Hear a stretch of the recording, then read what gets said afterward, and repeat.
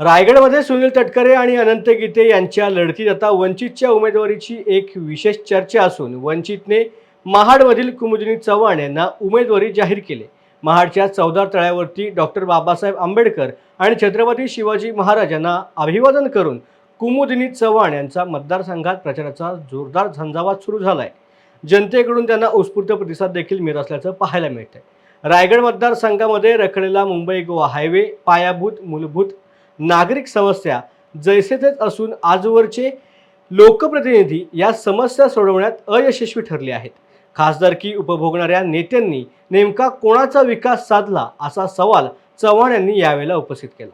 सुनील तटकरे आणि अनंत गीते मला आव्हान नाहीत, तर कोकणात बेरोजगारी, स्थलांतर ही मोठी समस्या असून या प्रश्नावर मी काम करणार आहे। वंचित घटकाला पुरेपूर न्याय देण्याची माझी भूमिका राहील, असं कुमुदिनी चव्हाण यांनी यावेळेला मत व्यक्त केलंय। वंचित बहुजन आघाडीचे बाळासाहेब आंबेडकर उर्फ प्रकाश आंबेडकर साहेबांचे प्रथमतः मी धन्यवाद मानते का त्यांनी माझ्यासारख्या सर्वसामान्य शिक्षिकेला ही उमेदवारी दिली। आणि याकडे बघताना मी नक्कीच म्हणेल की मी विजयासाठी उभी आहे, मी ना की कोणाला हरवण्यासाठी उभी आहे। आणि जर वोटिंग बँक माझ्याकडे मोठी आहे तर माझा विजय नक्कीच मोठा आहे।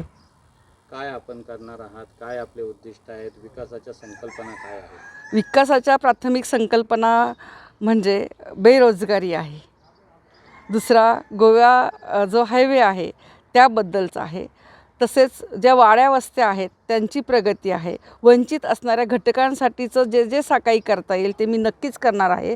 आणि सगळ्यात महत्त्वाचा घटक म्हणजे आरोग्य। महाड, माणगाव, पोलादपूरपासून जर कोणी आजारी पडला तर त्याला मुंबई शहरापर्यंत न्यावं लागतं। इथे कुठेही सुसज्ज असं मोठं हॉस्पिटल नाही आहे।